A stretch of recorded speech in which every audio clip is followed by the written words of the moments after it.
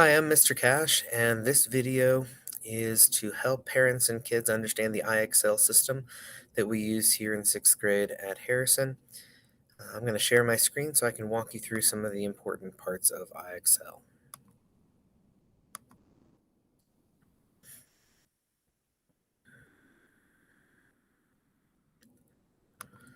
Okay, the first place the students want to go is here into ClassLink. They can get there by clicking on this home icon. When they click there, all of these icons will show up for all the different kinds of programs that we use here at the school. Today we'll be focused on IXL, so when the kids come and click on this icon, the page pops up as a login. They'll put in their login information, and then they will go directly into recommendations. And we'll come back and talk about recommendations for a second. There are three main sections in IXL. There's the learning section, the diagnostic section, and the analytics section. So at the very beginning of the year, we've had kids complete this diagnostic section, and I'll show you what that looks like. When kids come in here, it asks them to step into the arena, and this is where they're going to answer lots of questions about math and language arts. And it will identify specific skills that each kid needs to work on. So it's very individualized and helps kids who have gaps in certain areas or kids who need to um, be pushed in other areas because they're advanced in those areas. So when they come in here and they click step into the arena, they'll answer a bunch of questions until it says that they're done. And when they're done, it will show all of these stars out here on the outside to show their current skill levels. It will give numeric representations of their skills and recommendations for things they can work on in these skill areas. Same thing for language arts. It will recognize the different areas that they were taking questions on: vocabulary, reading, writing, grammar, and mechanics. Lots and lots of skills involved, and they have recommended skills for every student, no matter what level they're at. So when the kids are done with the diagnostic, they can go back over here into the Learning tab, and when they go back to the Learning tab, the first thing that pops up is recommendations. Here in recommendations, all of these skills are specifically tailored to the kid who is to each particular kid. So they'll come in here, and the skills that have a pyramid down here at the bottom, these are math skills. The skills that have a book down here at the bottom are reading skills. So you can click on the book and just get reading skills on this page, or click on the pyramid and just get math skills here on the page. But as you scroll through here, the kids have lots of skills that they can choose from that will help them to improve based on the score they got on their diagnostic test. So kids at any time can come in here and work on these skills. So if there's some extra time one night and you want your kid to do some extra, this is a great place that kids can come in and do some extra.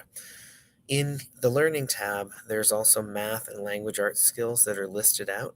So if we go and we look at that, so if we click on the language arts tab, we'll find uh, we'll find this section right here.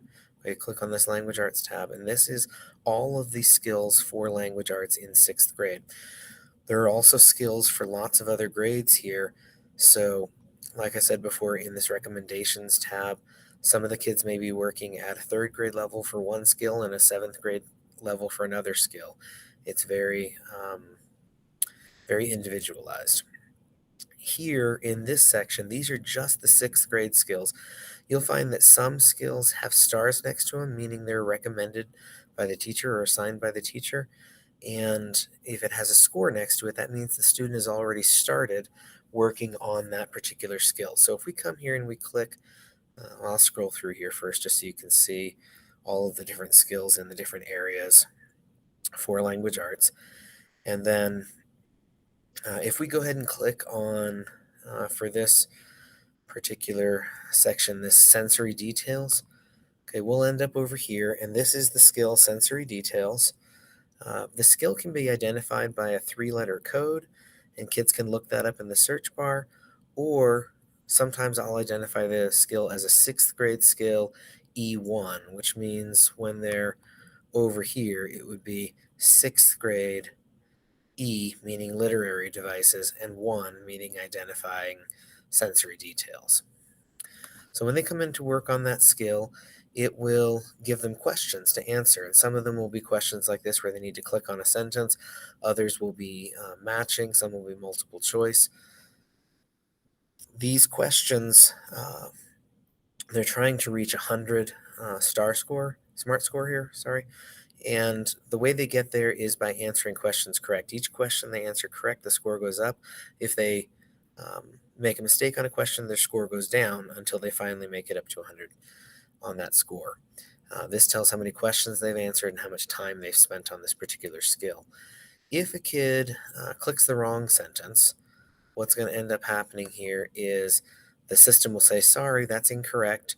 And then it will give them a little lesson on um, how to answer the question correctly. It'll explain what sensory details are, and then it will encourage them to move on and answer the next question with the information they shared about how to answer that kind of question correctly.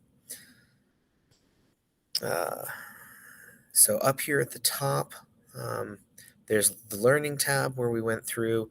They can do recommendations or language arts, and there's also math there. The diagnostic tab we covered. We're going to go into the analytics tab right now. When students go into the analytics tab, this is going to show how much time they've been spending practicing skills, which skills they've practiced, which ones they've worked on at home versus at school. So you can see different colors there. If you scroll down, it will show the different skills they worked on different days and how they did with those skills. So if we open one of these here, it'll show, answered 19 questions and missed 3 and made it all the way up to a 72 score and then stopped on that. Uh, Also, they can go to the in the analytics tab, they can go over to progress. And in progress, this will show all of the skills they've worked on, the time they spent on them, the questions they answered, what their scores were on those. So as a kid, feel free to come in here and see how you've been doing. As a parent, feel free to come in here and see how your kid's been doing with these skills. And if you are noticing, skills that are um, that may be struggling with, you can click on these skills. It'll go through the lesson. Now, this student only worked less than a minute on this skill, so it's not surprising that it's a low score. But sometimes a kid has been working for, say 29 minutes on a skill and still hasn't gotten to their 100 score on the skill. So when I get this information as a teacher, then I try to identify which skills I need to sit down and work with kids on, help them with, give them some instruction, always willing to do that. If you as a parent notice a skill in here that you'd like your student to get some more help with, always feel free to let me know about that. I'm trying to keep track of these things as well. But if you see something, I'd be happy to address that. If you have any questions about the IXL system, how it works, anything that I didn't cover in this video, feel free to contact me here at the school and I'd be happy to help you with that. Hope this video was helpful and have a great day.